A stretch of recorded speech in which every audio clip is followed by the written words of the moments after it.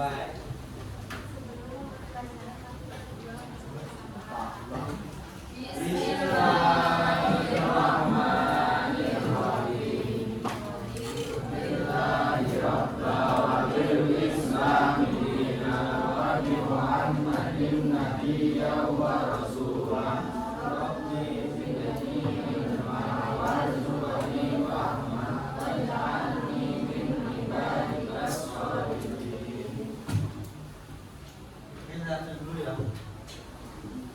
Ahmad Zidanur Hakim,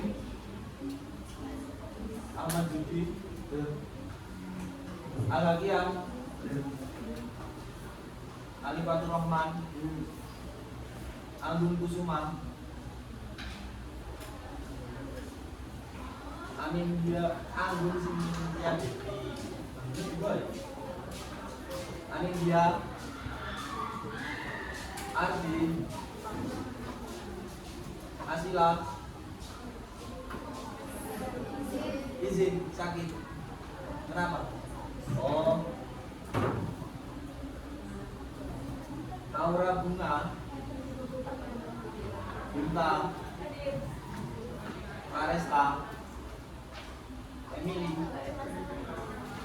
Erin, Dispen, kemana?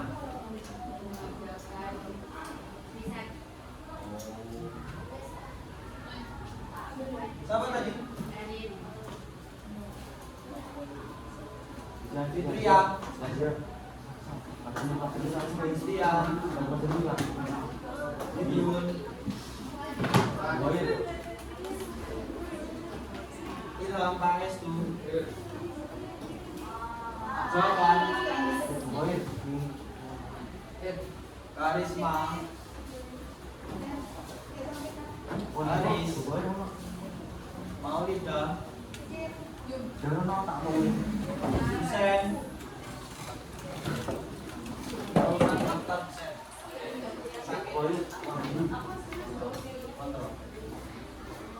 Alvan,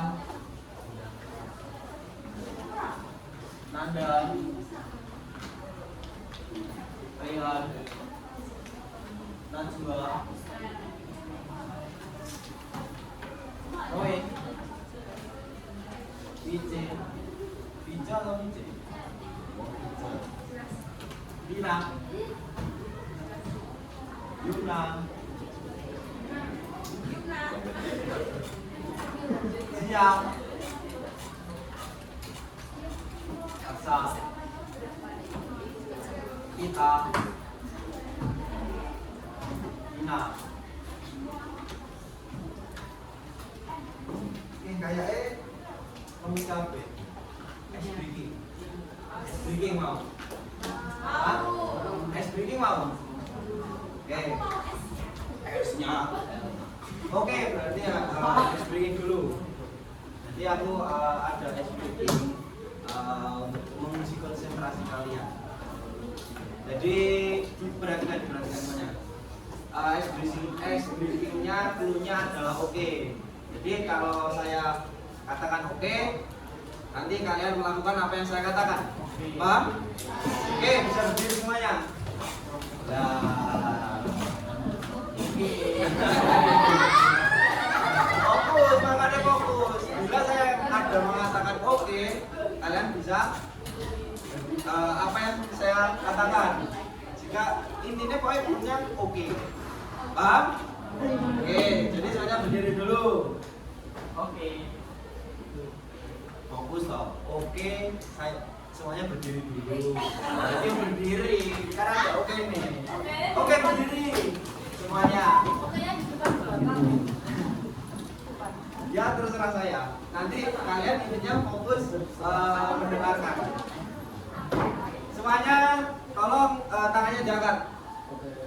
Silakan fokus. Silakan fokus nanti.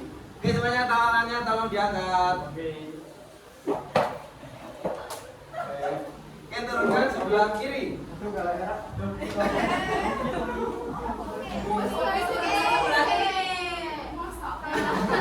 Makanya diperhatikan. Oke, angkat semuanya lagi. Lambaikan ke kanan. Oke, tepuk tangan semuanya.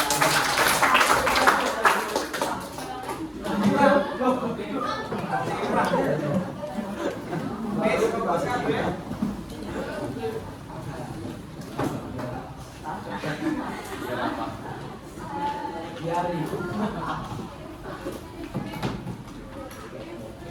Oke, apakah masih ingat kemarin kita belajar apa? Umayyah 2 berpusat di mana? Andalusia. Kalau sekarang di Spanyol. Nah, siapa yang mendirikan atau amir pertama Umayyah Andalusia? Abdurrahman Ad-Dakhil. Tahun berapa beliau nyampe di Andalusia? Nyampe di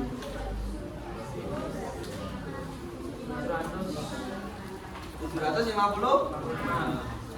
berapa? 50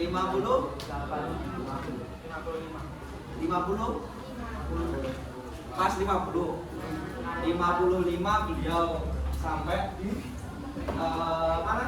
Andalusia. Itu nggak ada penghabisnya.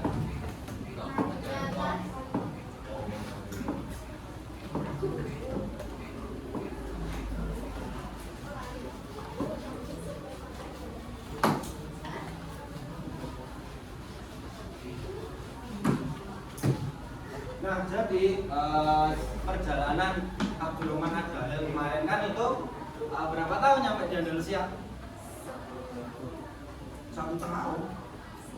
Runtuhnya Umayyah Damaskus tahun berapa? Bisa tahu nggak? Ayo. 750. Nah, nyampe di Andalusia kan tahun 755. Itu berapa tahun? 5 tahun. 2 tahun. Oh, 5 tahun, sorry. Nah, terus pendengarannya kurang baik berarti saya. Terus Andalusia berdiri tahun berapa?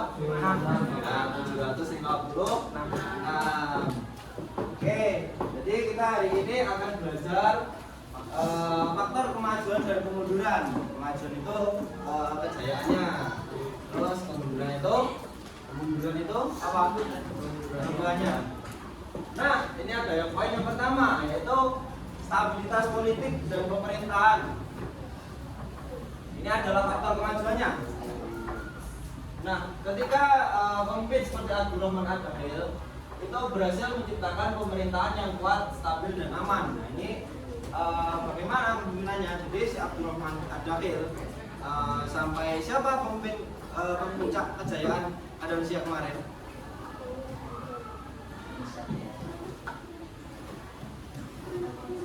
Siapa? Pemimpin yang memegang puncak kejayaan. Abdurrahman. Betul, Abdurrahman An-Nasir namanya. Abdurrahman 3.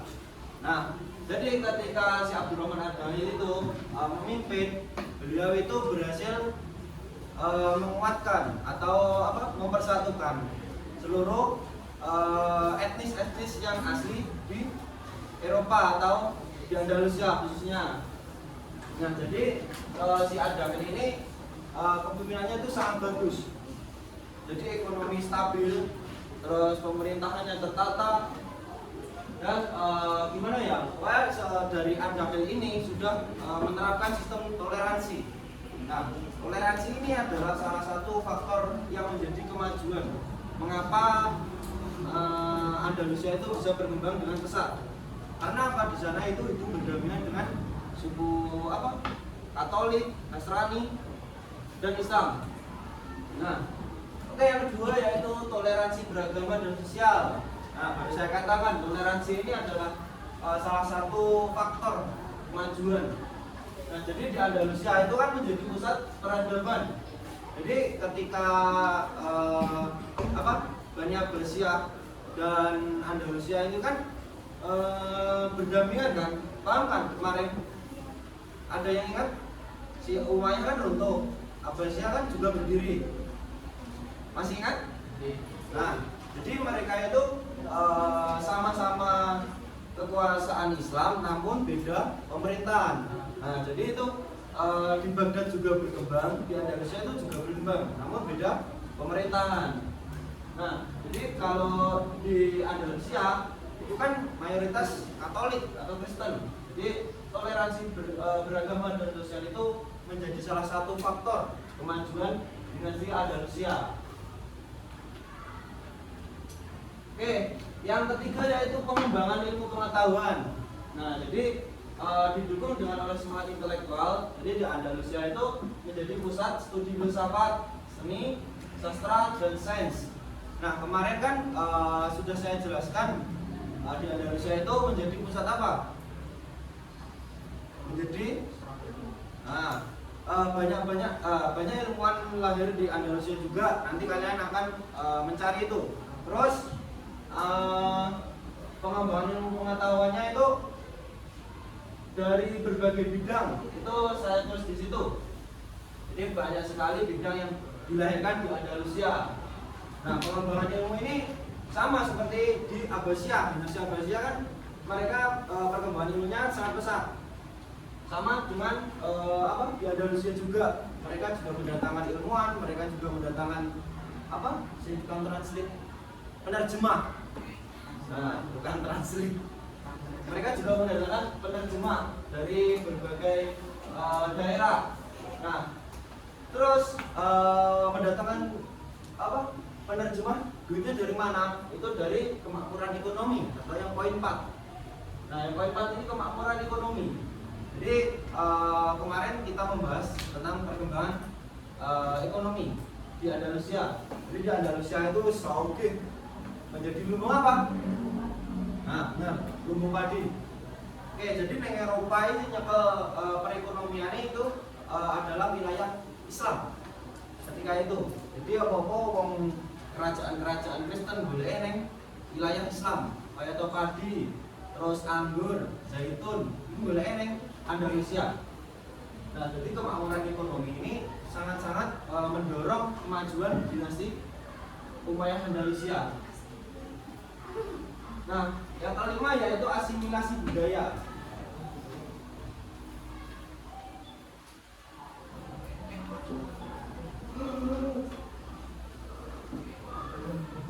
Tahu nggak asimilasi budaya apa? Asimilasi budaya itu memadukan, gimana ya? Kalau di Indonesia sudah pernah dapat materi wali songo dakwah di Jawa. Nah, itu namanya asimilasi budaya, mencampur budaya Arab dengan budaya asli Eropa. Seperti apa perpaduan budaya antara Arab, Barbar, dan penduduk lokal Eropa. Barbar ini tahu kemarin apa? Suku mana? Afrika Utara. Suku asli, rasnya ibunya si Abdurrahman Ad-Dakhil. Nah, jadi menghasilkan budaya unik yang dinamis. Ini adalah salah satu faktor. Selain toleransi, mereka itu pemimpin-pemimpin seperti Ad-Dakhil itu menyarankan asimilasi budaya. Seperti apa? Kita kehidupan bareng ya di Eropa kono. Tapi nggak bahasa Arab, nggak bahasa Inggris. Nah, itu adalah asimilasi budaya. Terus ketika di sana namanya seperti budaya bukan cuma cara kita berbicara, tapi cara berpakaian mereka itu sama seperti orang-orang Arab. Nah, itu yang namanya asimilasi budaya. Jadi perpaduan mereka itu mix, nyampur nih budaya Arab dengan budaya lokal.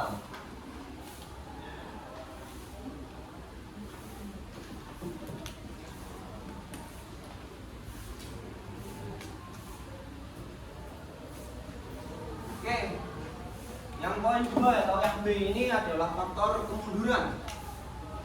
Faktor kemunduran. Faktor kemunduran ini mulai terasa setelah kematian Abdurrahman III atau Abdurrahman An-Nasir.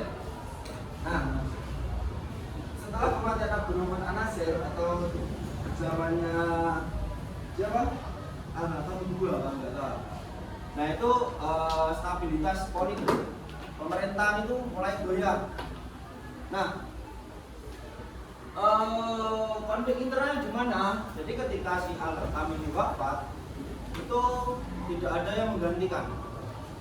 Jadi dinasti Umayyah ini rebutan kekuasaan. Setiap daerah ingin mengajukan orang untuk memegang dinasti Umayyah Andalusia.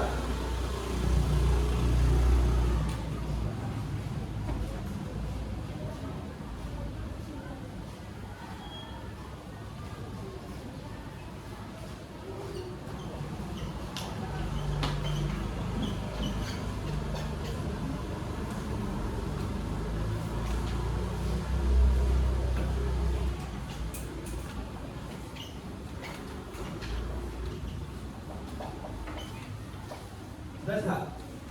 Kurang jelas.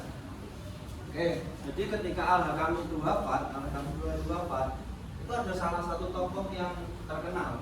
Jadi namanya Al-Mansur ibnu Abi Amir. Nah, si Al-Mansur ini yang dikenal itu Al-Mansur namanya.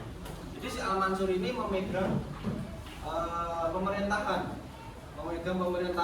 tetapi beliau itu tidak memimpin. Jadi senator, orang kafir, tapi itu bukan khalifah Andalusia. Nah, setelah si Al-Mansur ini wafat, itu banyak sekali dinasti Andalusia ini terbagi menjadi beberapa golongan nanti. Pernah terjadi konflik internal. Nah, dinasti kecil atau Muluk at-Tawaif sering bertikai. Jadi maksudnya itu dinasti Andalusia ini terpecah menjadi beberapa dinasti. Mereka itu daerah menjadi beberapa daerah gitu loh. Paham nggak? Mereka itu wes kayak nggak percaya karo pemimpin pusatnya. Nah, di yang ditarik nih. Ada orang percaya deh. DPR Jakarta wis nggak percaya. Nah, itu kayak gitu. Jadi Muluk at-Tawaif itu artinya munculnya kerajaan-kerajaan kecil setelah runtuhnya dinasti Andalusia. Jadi konflik internal dan perebutan kekuasaan ini awal mula nih kok iso dinasti Andalusia itu runtuh.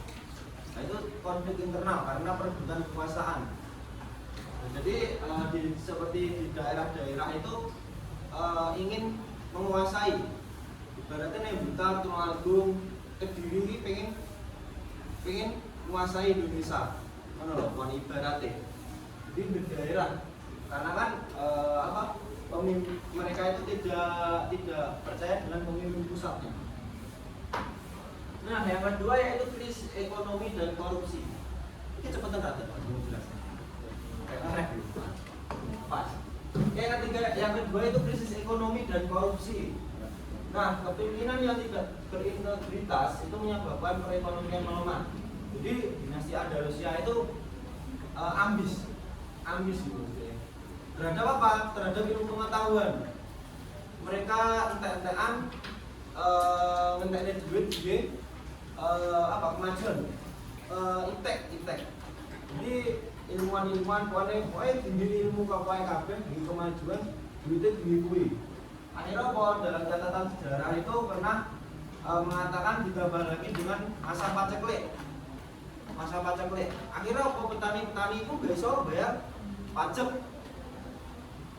Nah, akhirnya apa? Dan ditambah dengan pemimpin itu tidak bisa mengelola uang negara dengan baik. Nah, atau korupsi lah namanya. Nah, itu salah satu yang menurunkan menjadi faktor kemunduran Andalusia. Nah, yang ketiga itu diskriminasi sosial atau konflik etnis.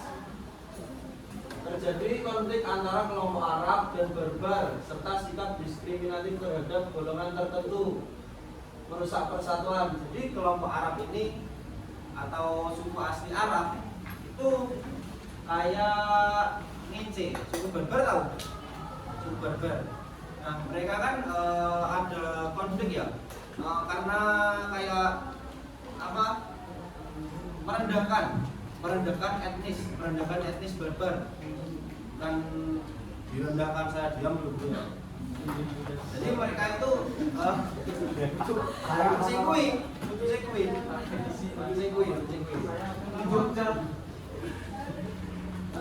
tapi ketika Andalusia ini pernah terjadi konflik diskriminasi sosial.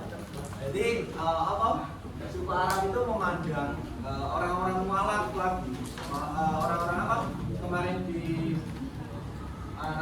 orang-orang Eropa asli masuk Islam itu diberlakukan tidak sama dengan wilayah-wilayah jajahan Islam. Nah, maka terjadilah diskriminasi etnis atau konflik etnis. Jadi kelompok Arab ini sering terjadi pertikaian. Sehingga apa? Nah, si suku yang terkena diskriminasi ini itu menggerogoti kekuasaan Umayyah atau pengen mendukung Umayyah juga. Kenapa mereka itu tidak diberlakukan sama? Nah, ini yang terjadi di sana. Nah, direndahkan saya diam. Tapi di Andalusia saya menang lagi. Oke, yang keempat, kurangnya ideologi pemersatu. Apa ini? Yang keempat adalah kurangnya ideologi pemersatu. Paham nggak ideologi pemersatu itu apa? Jadi kayak tujuan, pengennya ini kita ingin menggapai cita-cita. Nah, itu namanya ada yang kita gunakan untuk melangkah. Maksudnya ini pokoknya di sirno, pokoknya sirneng laut, neng tengah itu kudu nggawe perahu. Nah, ideologi pemersatu itu adalah perahu itu. Alatnya dasar untuk kita menuju terciptanya tujuan kita. Nah, ketika zamannya ada itu ideologi pemersatunya itu memegang erat toleransi. Nah, ketika zaman Hisam dua ke bawah itu, mereka itu kayak wes babal lah karo menunggu kuwi. Yang penting keilmuan maju, wong dhewe yo maju, maksudnya iki pemimpin kan banyak yang korupsi. Nah, jadi kurangnya ideologi pemersatu itu umat Islam itu kurang percaya dengan pemerintahan. Nah, akhirnya banyak yang melawan. Nah, yang kelima itu serangan dan konflik dengan kerajaan Kristen, itu namanya Reconquista. Nama penyebutnya adalah Reconquista. Yaitu kekuatan luar dari kerajaan Kristen di utara Spanyol adalah Granada tepatnya. Secara terus-menerus melakukan serangan dan mempersempit wilayah kekuasaan Islam. Nah, utara Spanyol itu jam ke-9 telah selesai. Saatnya memasuki jam ke-10. Jadi gini, puluhan tahun tadi apa? Munculnya kerajaan-kerajaan kecil. Nah, nanti akan saya berikan word. Jadi kan kemarin belum saya berikan Andalusia ini dibagi menjadi berapa periode. Nah, jadi ada 6 periode. Nanti bisa kalian pelajari, nanti saya kasih. Nah, itu ketika Mulukatau ini atau saling di daerah-daerah ini sudah mempunyai kekuasaan sendiri-sendiri. Akhirnya apa? Mereka itu saling perang saudara sama Muslim. Nah, terus di sebelah Andalusia itu kan banyak kerajaan Kristen. Akhirnya apa? Dinasti-dinasti kecil ini itu minta tolong ke kerajaan Kristen untuk menggulingkan dinasti sebelahnya hingga apa? Hingga sampai kekuasaan Islam terakhir itu letaknya di Granada ini. Jadi puncak entek-enteknya wilayah Islam, kekuasaan Islam itu tempatnya di Granada. Nah, ada 2 tokoh terkenal saat itu. Ketika dinasti Umayyah ini runtuh, namanya itu Raja Ferdinand dan Isabella, Ratu Isabella.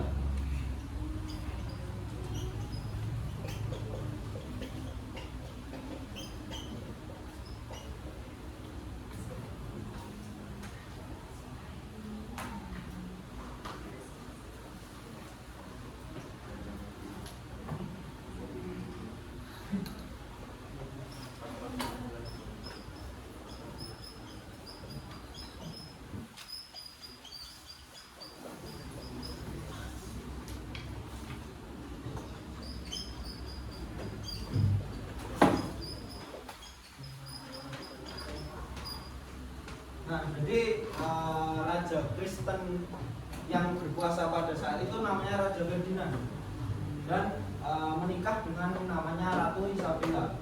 Nah, mereka itu kekuasaannya kuat banget. Karena apa? Ketika kekuasaan Islam ini ada konflik, itu mereka tahu dan memahami betul apa yang terjadi di kekuasaan Islam. Karena apa? Kerajaan-kerajaan Kristen itu menganggap kekuasaan Andalusia itu adalah seperti penjajah. Karena apa? Benua Eropa aslinya kan wilayah-wilayahnya Kristen atau Romawi.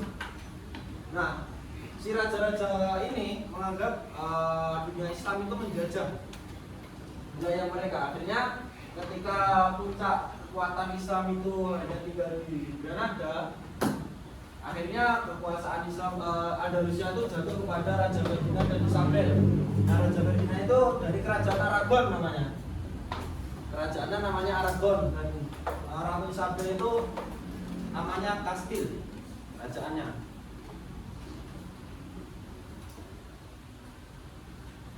Nah, ketika itu terjadi perang saudara, yaitu ketika apa namanya dinasti, nanti kalian bisa searching dinasti yang muncul. Karena apa? Itu ada 20 lebih dinasti yang muncul setelah terbentuknya Andalusia. Nah, jadi ketika Raja Ferdinand dan Isabel ini muncul, pernah bercerita bahwa orang-orang yang mualaf, yang masuk Islam, itu dipaksa kembali untuk memeluk agama Kristen. Nah, itu kekuasaan Islam setelah itu ya. Nah, ini itu hampir 20 lebih dinasti-dinasti yang muncul setelah Andalusia ini mengalami keruntuhan.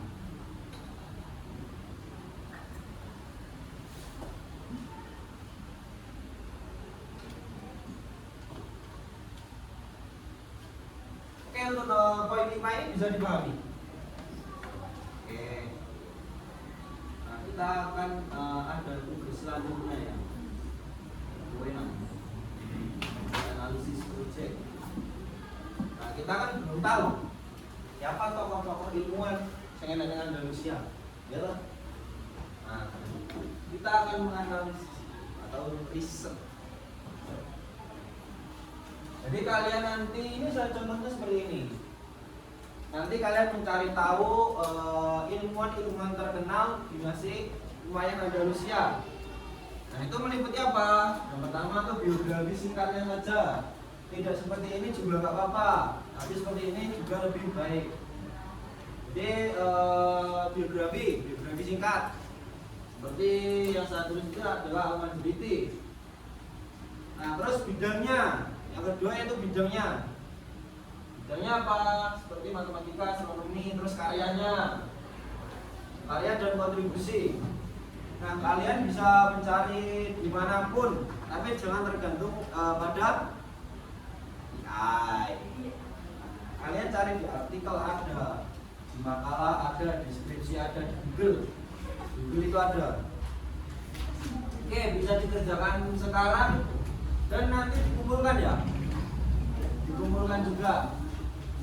Nah, yang paling penting itu adalah karya dan bidangnya, karya dan kontribusinya. Saya nemu nih,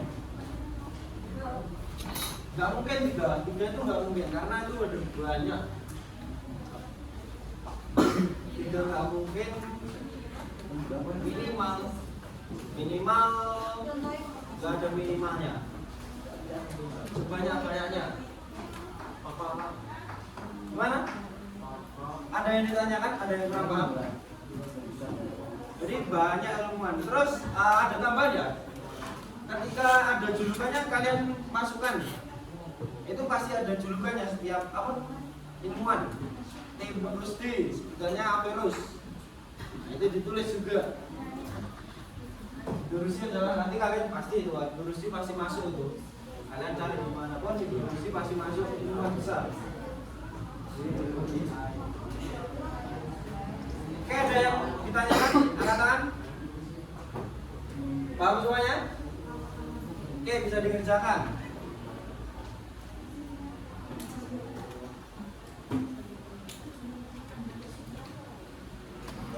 dinasti Umayyah Andalusia. Sudah bisa.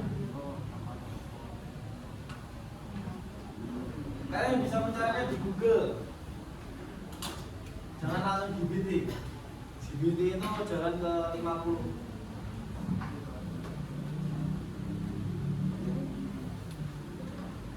Nah, di Google itu biasanya ada logo kecil-kecil. Ketika kalian searching kan ada yang bawah sendiri kayak logo kecil-kecil loh. Nah, itu adalah sumber-sumber referensinya. Itu bisa kalian ketik terus nanti muncul apa? Web referensi. Biografinya singkat aja, Pak. Nama lengkap terus julukannya apa? Kayak gitu aja. Gimana? Disebutkan berapa? Sak nemu nih, sampai nemu nih 10 ya 10. Enggak panjang enggak apa-apa. Yang penting itu kuat dalam apanya? Isinya jelas dan betul.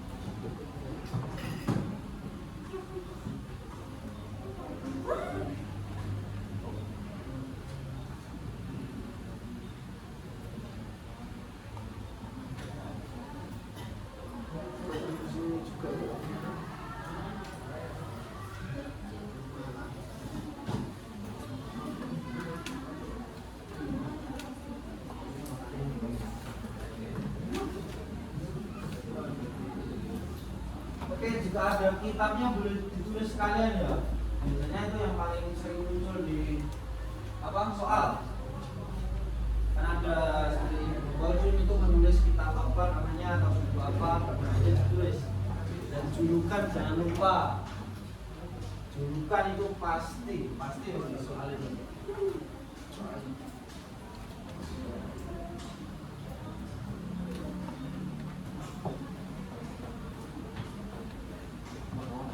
Jika tidak ada julukannya juga nggak apa-apa. Tidak usah ditulis maksudnya ke tokoh yang tidak ada julukan.